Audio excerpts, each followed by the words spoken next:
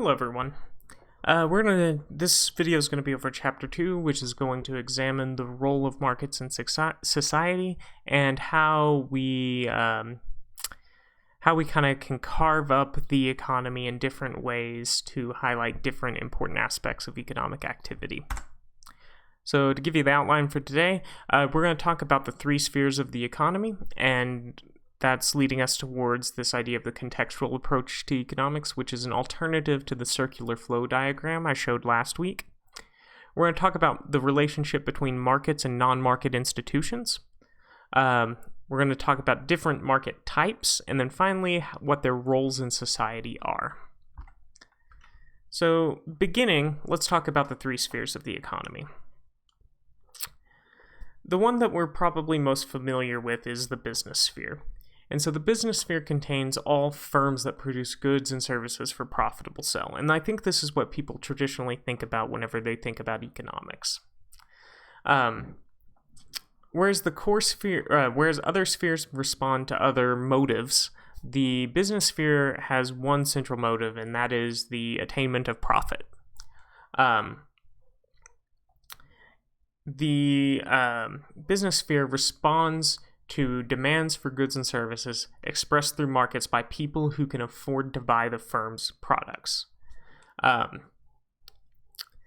Combined with a properly competitive environment, the business sphere can create a great deal of innovation because of competition between different entities. But the interests of profit maximization of the firm may, in some instances, be contrary to the overall goal of social well-being. So, for instance, a firm could produce goods that generate a great deal of pollution that could harm individuals elsewhere in the economy, and this could be contrary to social well-being. This creates an important role for government, which is part of the public purpose sphere. The public purpose sphere is a little more broad than that. It also includes local governments, national governments, and other international organizations that are established for some public purpose beyond individual family self-interest or making a profit. The largest part of this sphere is government, which in the US makes up about 23% of GDP. Nonprofits are another part that make up about 5.5% of GDP. And these are all going to be formal governing structures. This sphere can regulate the business sphere, but it also can produce goods in and of itself. It can produce normal goods without profit as being the central goal. But oftentimes, the public purpose sphere produces what are known as public goods. Public good is a good whose benefits are freely available to anyone, and whose use by one person does not diminish its usefulness to others. I'm sure you can think of a number of examples here. The most common example is going to be roads, right? So, up to an extent, my use of a road does not prohibit your use of the road, and we both benefit from it. But the public road can also cannot selectively exclude some individuals while allowing others to use it. Much of the activity of groups in the public purpose sphere is undertaken on behalf of certain groups. So advocacy organization, labor unions, government subsidies to different business activities, and so on. So these all have interactions with the other spheres. Because of this, the public purpose sphere is contested. There's a great deal of politics that goes on. So all of these different interest groups are involved in advocating for their members within the public purpose sphere. And finally, we have the core sphere. The core contains households, families, and other informal community groups. Long, long ago, before the establishment of any industrial or market economy, the core sphere was all there was, to some extent. All production was production in households or communities. And there was not a great deal of explicit barter or exchange. This includes activities like child rearing, cooking, maintaining homes, care work, orchestrating gatherings of people, and many, many other activities. The important factor, though, is that none of these activities involve an explicit exchange of money. Activities are rewarded by what the activity itself produces. And in this really loose reciprocal way, right?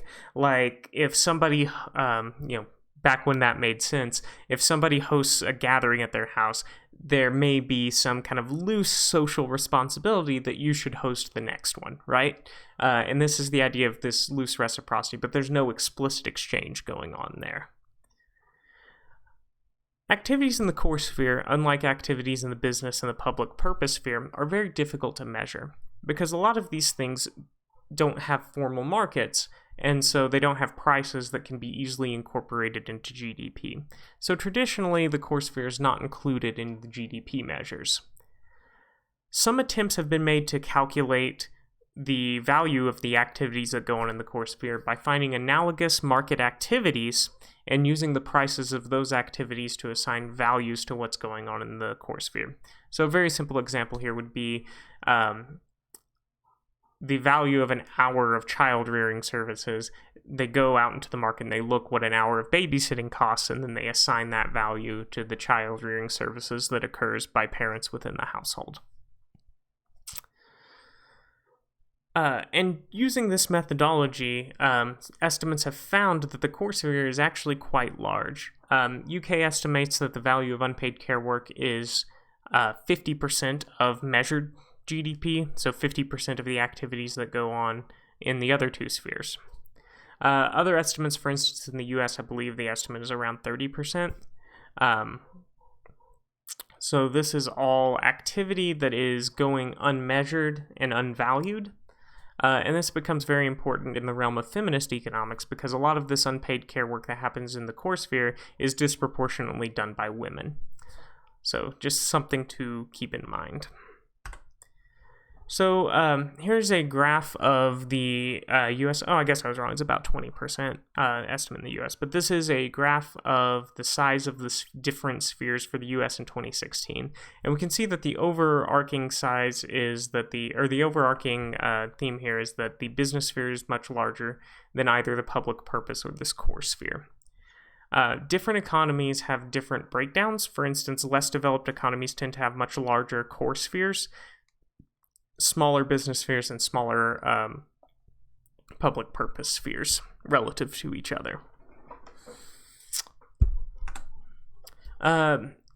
We can get an idea of the size of the public purpose sphere by looking at government spending across many different countries.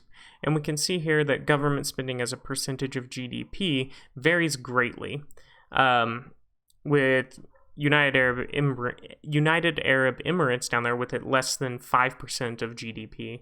But at the top there, France is spending just under half of what their other economic activity is in just government spending.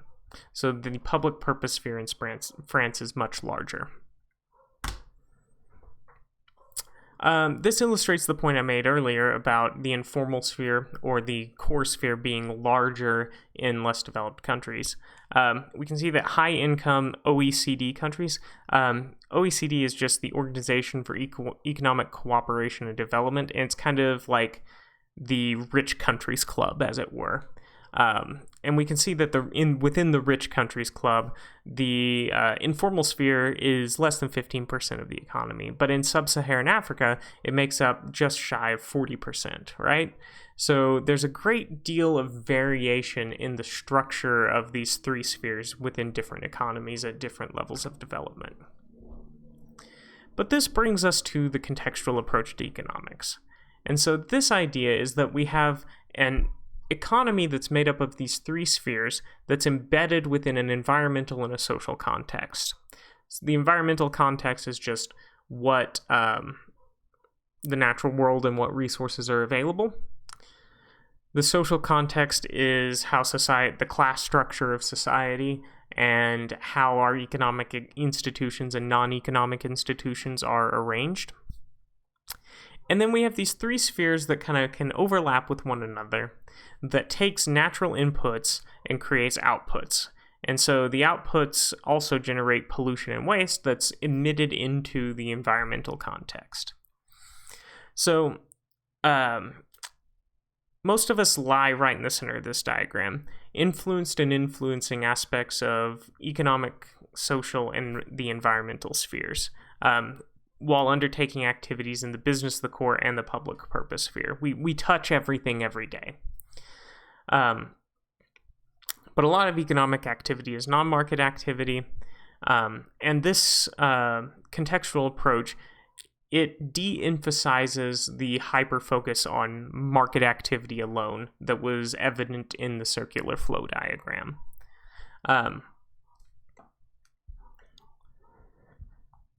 So, moving on from there, let's talk about ways to define markets.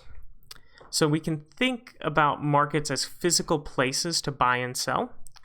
We can think about them as defined by product categories, or as, capitalized, the market system. So if we think about markets as physical places, or as places to buy and sell, this is a place where there's a reasonable expectation of finding both buyers and sellers for the same product. It's kind of this idealized version of, bazaar exchange. This is not the most useful definition of a market for an economist, but it's important to keep in mind that a lot of market activity takes place in physical or virtual places that have their own structures that sometimes are important to the outcomes. A little more useful definition for an economist is to think about markets as being defined by the product categories. So the interaction of buyers and sellers defined within the bounds of a broad product category, such as the market for used cars or the market for real estate, could be ways of divvying that up. And we define the market based on what we want to analyze. So if we care about wages, we should look at labor markets, right? If we care about the wages of fast food workers, we should look at the low-skill labor market, where the minimum wage is an important policy fixture, right? And so this product category definition is a lot more useful to economists, especially in narrowing down focus on which individual market we want to examine. But a more broad way that I think is used in even common language is the market as an economic system. So we say that, for instance, the US is a free market economy, right? So that we're talking about it as a system. And this is also the way it's often used in political discourse, so it's important to know what that means. No economy has ever been a true free market system because we've always got a core and a public purpose sphere that's engaging in not market activity. And which of these three definitions we use should depend on the context and what we are investigating. So, for instance, if we say that the market for new econ majors is bad this year, then we're talking about a labor market as defined by a product category. If we say go to the market and buy some apples, we're talking about it as a physical place, right? And so this is a useful way of divvying things up. But all markets, no matter what sort they are, require certain non-market institutions in order to function. So an institution is a way of structuring human activities based on custom, infrastructure, and law. And institutions restrict and enable different economic activities. So let's think through a few examples of institutions, and maybe you can come up with some of your own. I think the easiest one is, because it's kind of embodied in the physical environment to some extent, are government institutions, right? Social Security is an institution. It has a physical office where people go to obtain certain benefits that the government provides, right? And this is an institution that we've decided is important socially to provide to support seniors and people who may not be able to earn wages. We can also think about a system of roads and highways that connects different people and organizations together as infrastructure, but that's also an institution. Much more subtle is the idea of informal institutions based on custom. And like we may think of like law enforcement as the reason why theft doesn't happen, but really a large amount of that is informal custom. People feel shame whenever they hurt another human, and this is internalized value, or they are afraid of being ostracized by their communities due to bad behavior. And so these are all also institutions. The market itself is a type of institution. It's a way that we structure human activity. But we kind of make a distinction between the market as an institution and non-market institutions, at least as economists. It's important to note that institutions both restrict and enable different economic activity. So it may, for instance, restrict the amount of pollution that a firm may emit into the environment, but it also can enable consumption for someone who may be unable to work due to disability, for instance. But going back to my initial point here, markets need non-market institutions in order to function. Here are a few examples here. We've got individualist institutions of property and decision-making. Basically, individuals need to be autonomous and their property needs to be secure in order for markets to properly function. This relates to something called the fundamental problem of exchange, where, for instance, if we kind of imagine this idealized like hunter-gatherer society where like I have a deer and you have some berries and we want to trade, without any institutions, informal or formal, to stop us, that exchange becomes very difficult because there's nothing stopping either party from just bashing the other one over the head and taking their stuff. So there needs to be some institution, be that formal law enforcement or informal customs of reciprocity and propriety that prevent violent behavior in order for that exchange to take place. This closely relates to social institutions of trust. So these are institutions that allow us to have some faith that people will fulfill their commitments. For instance, there's a reason why whenever you may go buy something on Craigslist or KSL, that the seller of the thing may not take a check because that check could not be trusted. So we've got other social institutions of trust that are useful there, like cash, or which is also related to our fourth point here, money is a medium of exchange, but also other things like Venmo, right, which is a business, which is an institution, but it also is a way of creating trust within the transaction because we know that that money will be transferred. Markets also need infrastructure for the smooth flow of goods and information. You know, the internet, roads, electrical grids, these are all very important things that allow markets to function. And finally, money as a medium of exchange. If individuals had to barter, the scale of economic activity would be vanishingly small.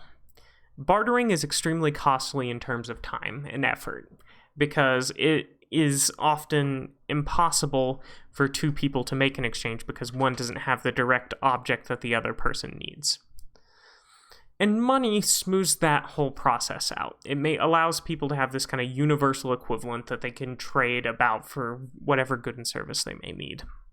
And so these are all important things that we need in order for markets to function. We can also divide markets up by what is being bought and sold rather than our earlier definitions. Just a few here. We've got retail markets, which are where goods and services are purchased by consumers from businesses, generally in small quantities. Wholesale markets are where final goods are purchased by retailers from suppliers, normally in very large quantities.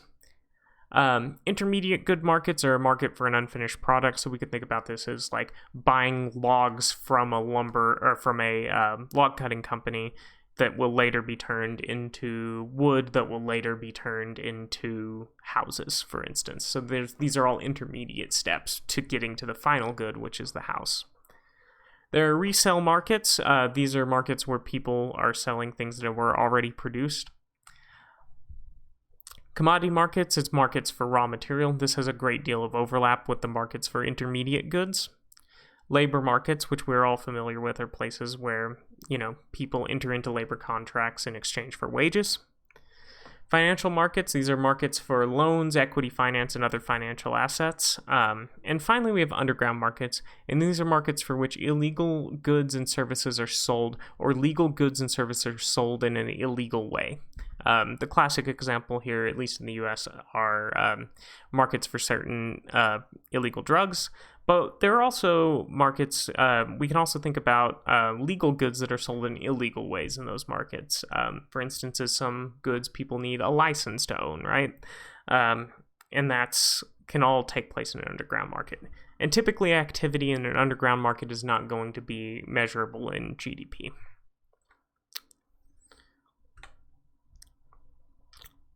Importantly, we can also think about markets divvied up by how prices are determined. Market price is that there is just some prevailing price for a specific good or service at a particular time in a given market.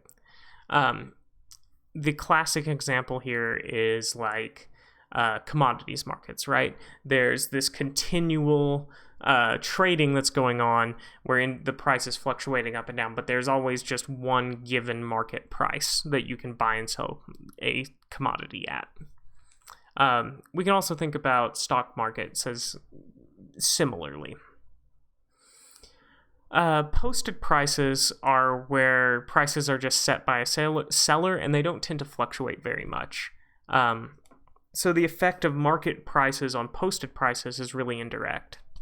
A clear example of this would be like, for instance, whenever there's a fluctuation in the commodity market that makes wheat or beef more expensive, that doesn't necessarily mean that the price of a Big Mac changes overnight. It's posted and changes more slowly.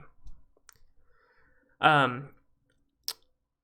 can also think about this as like price tags on goods in stores. Those don't tend to fluctuate a ton based on underlying values of assets related to their production. Very interesting on the posted price side is where the price tag comes from. It actually comes to us from Quakers, who thought it was immoral, at least I believe in the kind of early US, they thought it was immoral to sell a good for a different price to different people. Because the custom back then was that you would simply walk into a shop and you would haggle with the shopkeep and come to some agreed upon arrangement. But the modern price tag really comes to us from Quakers, who thought that that whole process led to this immoral result of selling the same good to two different people for different prices.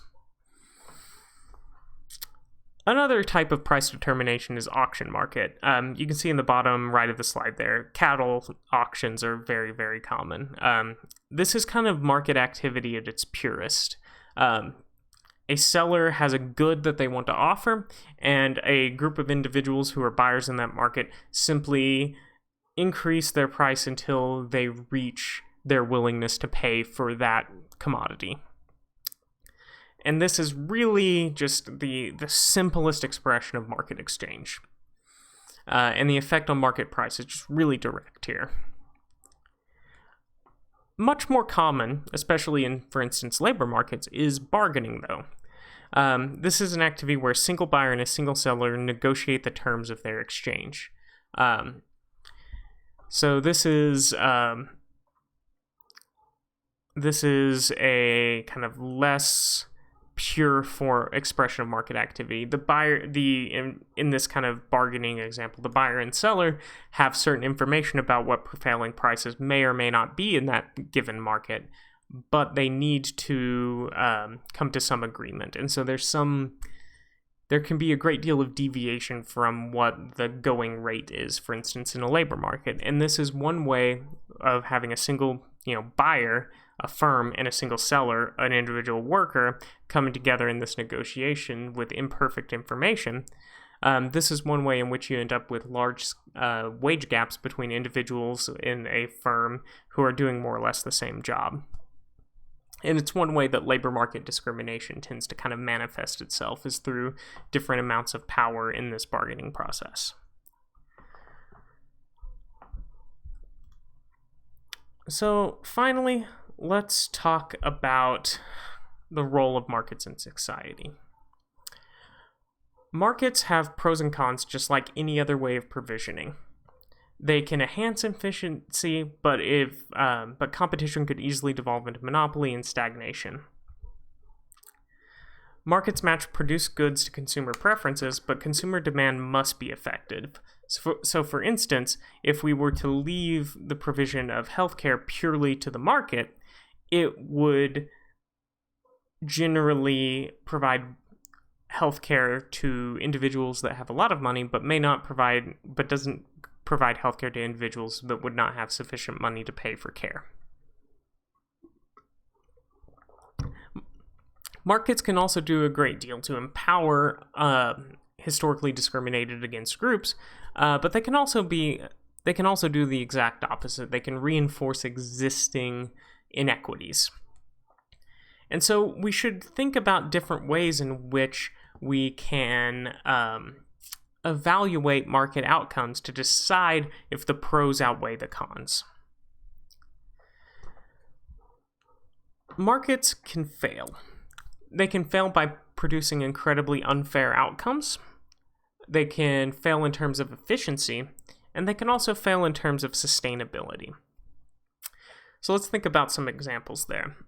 A market that may fail, for instance, in terms of fairness, could be the healthcare pseudo-market in the US, where many individuals are unable to access routine healthcare because of a lack of insurance or income.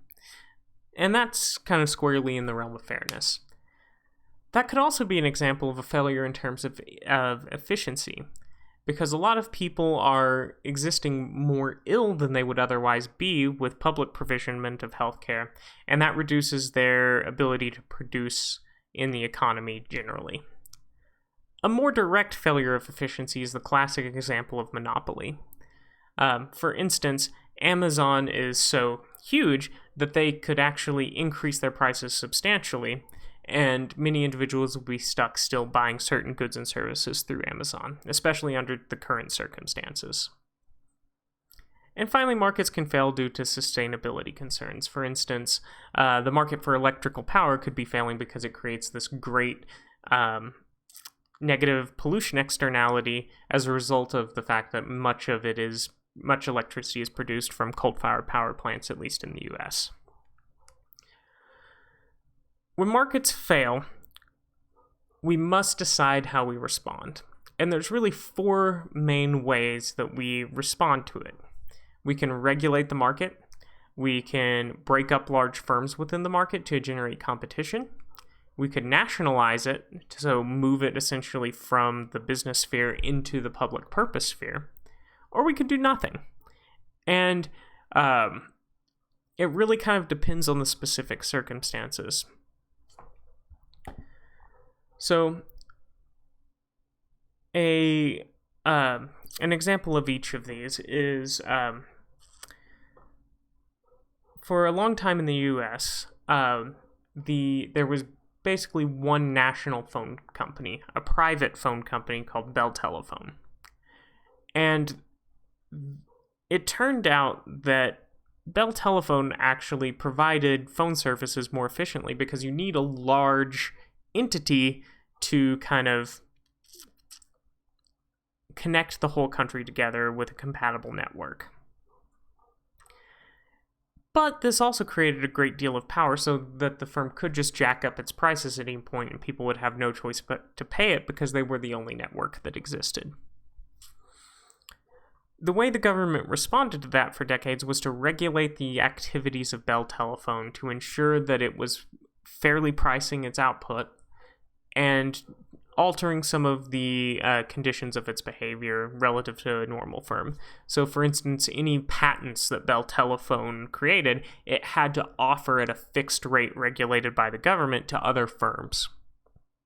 This was a way of kind of increasing or reducing the power of Bell Telephone relative to other smaller firms in the economy.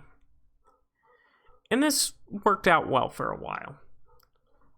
Later on, the response of the government changed. The government decided that it would be a better decision to break up Bell Telephone into many small companies called the Baby Bells. Southwestern Bell was one, AT&T was one, many, many others. And the idea was that by breaking these up, it would generate additional competition. As we see today, most of these Baby Bells have all been bought back up under the umbrella of AT&T, and we're almost right back where we started. Another response is to nationalize an industry. And this is what the UK did with the establishment of their National Health Service following, I believe, the Second World War, is they saw that the market for healthcare was not functioning efficiently, and they simply brought it into the public purpose sphere. Or finally, we may do nothing, which, at least in the US, kind of sadly seems to be the option we most often take. Is whenever large firms engage in mergers and acquisitions, they must make the case that it's not going to harm consumers to the Department of Justice or the Federal Trade Commission. And if it's then up to those government institutions to make the case before a judge that it will hurt consumers. Generally speaking, mergers and acquisitions have largely been successful lately, and the Department of Justice is very reluctant to even bring cases because it's very difficult to win those cases these days because of the particular legal environment. So, real quick, before we wrap up, I do want to put forward one kind of useful way to conceptualize markets. We can think about markets as just one method of social provisioning.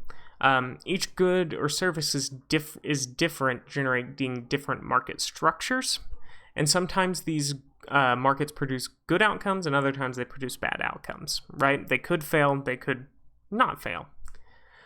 And it's useful to think about the different tools of social provisioning that can be deployed to achieve the best outcomes. If that happens to be the market, cool. If people provide it best informally, then maybe it should live somewhere in the core sphere. Awesome. And if centralization is needed, then we should probably think about government regulation or direct government provisioning. The rules of the market are not something that's inherent or natural. They're determined by institutions and by government policy, be they formal or informal. And so any given negative outcome can be remedied by an appropriate public policy. All right, so let's just wrap things up. The economy is made up of three spheres: the core, business, and public purpose sphere, each fulfilling different aspects of human needs. These spheres are embedded in a physical and social environment. If we kind of zero in on market activity needs a certain non-market institutions in order to function properly. Markets are well suited to some circumstances but may fail under other circumstances. And finally, when markets fail, other forms of social provisioning may be used instead. All right, so I think this is our last really words-heavy chapter. Next week, we're going to kind of dig into the meat and potatoes of this class, which is supply and demand models. But that's all I got for this week, and thanks a lot.